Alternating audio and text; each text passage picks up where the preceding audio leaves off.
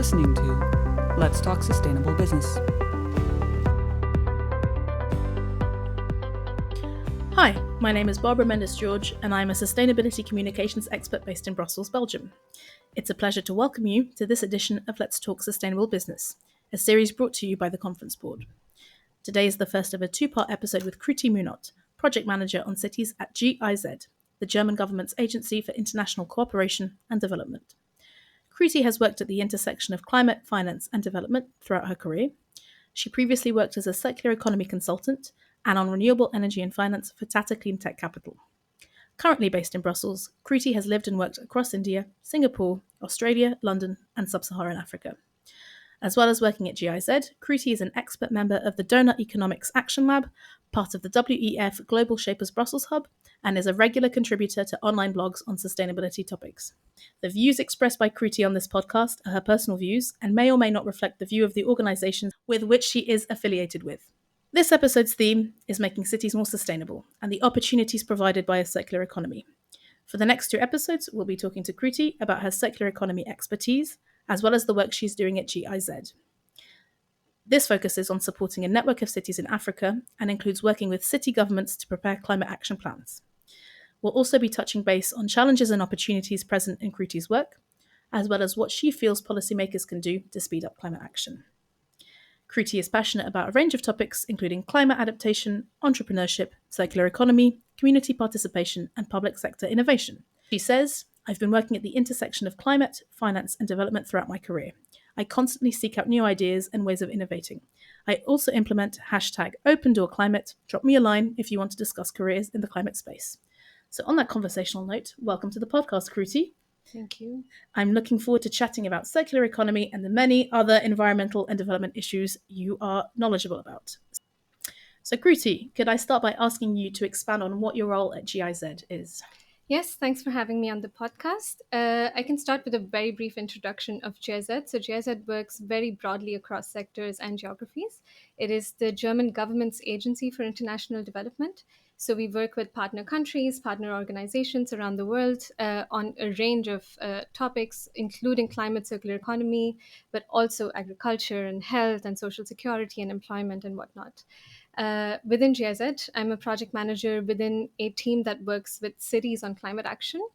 So my role is looking at the entire life cycle, so to say, of project management. So it goes from conceptualizing project ideas, working with partners on understanding what their needs are, and then identifying where our expertise can be useful in meeting those needs. And then moving on to implementation, where you really kind of get your hands on the ground and work with experts and partners to meet those needs. And then finally, also taking back what you've learned from implementation, tightening your processes, completing the loop of your project. I manage several projects at once, so I get to work on many different sectors within cities and climate.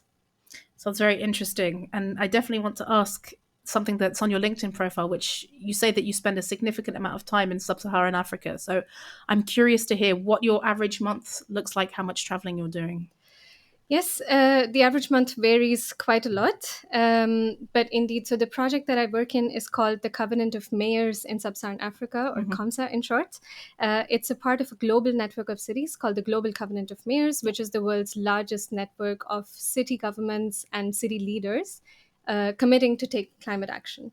So I work with the Sub-Saharan African chapter of this global network, which is why I do end up traveling to our partner cities and partner countries where we have quite a lot of projects.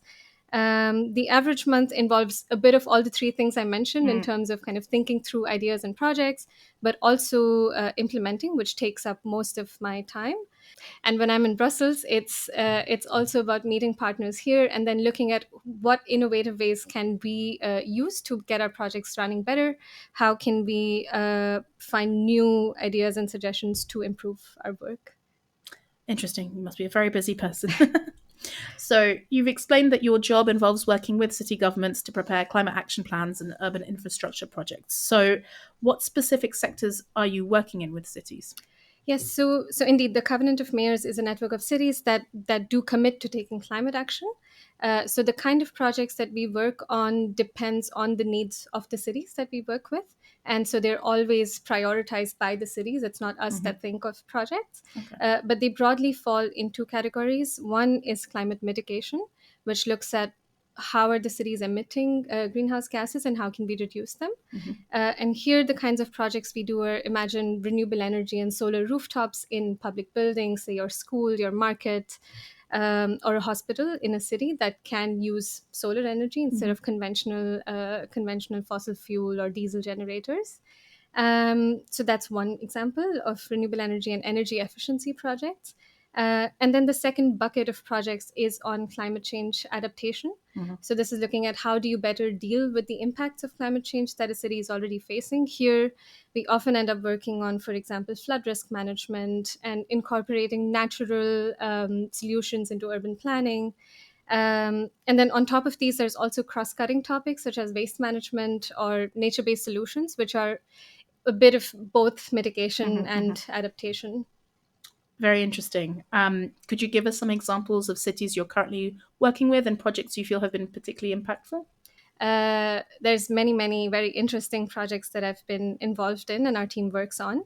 Um, Most of the cities that we work in are secondary or smaller cities, not so much the capital city. So it's a very different dynamic than what you would expect in a capital city. One example that I can share was we worked with a water utility in Kenya. So this is a city's water service provider, and looked at how the water utility was using energy for pumping water, for supplying water. Um, and we did an energy audit, basically identifying where are the areas where they could reduce their energy use and therefore save costs and therefore also be more efficient in supplying water. It was really interesting because the utility, a large part of their operating expenses goes into energy and energy costs. So, but if you can be more efficient and reduce these, this of course saves money for a public sector company that can use the money in many different ways. Um, but also it allows them to be able to supply more water to a bigger population. So here we did this study on identifying these interventions and then also looked at how can we finance this project and how can we foster cooperation with private sector who can provide these at cost competitive rates. So that was a really interesting project. Sounds like a win-win-win for everyone. Absolutely. Really? Yeah. Wow, fascinating. Any other projects that you'd like to mention? You can cut this Yeah. out. Yeah. Yeah, sure. Some of the work that I really liked that we've done was also on waste management. In a couple of cities where we worked on waste management plans and strategies. So really looking at first doing a waste audit, so looking at where the waste is coming from, how much waste is generated, what are the characteristics of the waste, organic, not organic, metals, and whatnot, and then identifying different strategies on how do you deal with each type of waste. What is really interesting about this process is that it's not just one project, but it's really a plan or a larger strategy. And we could involve a lot of local players in the conversation. So it's not just sitting down with the environment department of the city, but really looking at the civil society organizations, the youth groups, the private sector that's already doing work in this space. So it's not that nothing is happening in the city without a waste management plan, but it's really trying to bridge those gaps and connecting the city with kind of other things that are already happening and that they can capitalize on to do their services better. Can I ask, is that a systems change approach that you're taking where you're bringing in all the stakeholders to consult on a topic? This is something we tend to do for all our projects. And it makes total sense because cities are regulatory entities and they do implement projects, but they don't do anything alone. They always work with and for the people that live in the city. Excellent. I suggest if you haven't heard of systems change approach to look it up, because I've done some work with some clients that take that approach, and it's something that makes you feel very positive about solving climate change, I have to say, when you look at it as an approach. So that's very interesting to hear. So obviously we're both based in Brussels, so I'd love to get into the policy side of these topics. So you've mentioned some of these issues already. What would you say are the challenges and opportunities relating to speeding up urban climate action, nature-based solutions, waste management, and some of the other areas that you've already mentioned? There's several. I could start with one. I think a major challenge is accessing finance for implementing these projects. It's not always straightforward, especially in the African context, because very little of the global climate finance really flows to Africa, and much lesser of it goes to cities or city governments. So then there's already very little capital that's available to cities to implement projects. So that's a big one. The other, I would say, is also in terms of opportunities, is also technology and how fast things are evolving. I think there's a lot of opportunities to do things right from the beginning. For example, I mean, costs for solar have reduced drastically in the last few years. And this now becomes a very economically viable option. You don't have to pay a significant premium to move to renewable energy. So I think that's an opportunity. There's so many different things. In terms of circular economy, there's also very interesting opportunities. For example, looking at buildings and how they're being built and using different new materials or more efficient local materials, designing buildings in a way that they can be multi-use from the beginning and not as an afterthought. So I think there's a lot of opportunities, with the caveat that it's not that straightforward to finance them.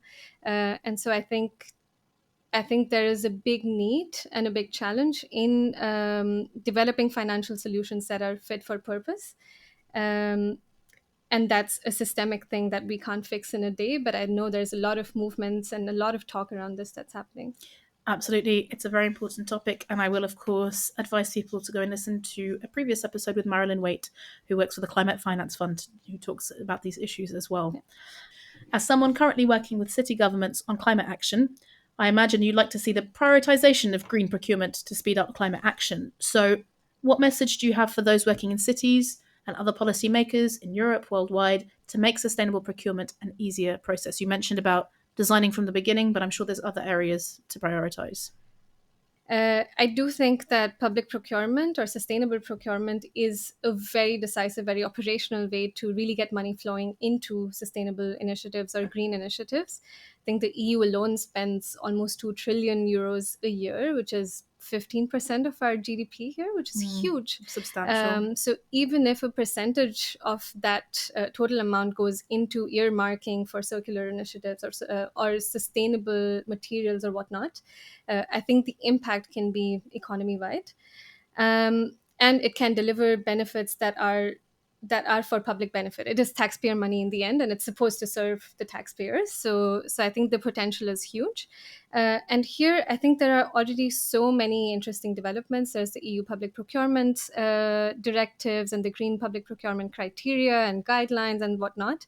There's many interesting examples to learn from Ghent, for example, or Ljubljana in Slovenia, for example, who are already using green procurement as a tool to, for example, request sustainable or recycled material as part of construction and many different things. So I think there's huge potential.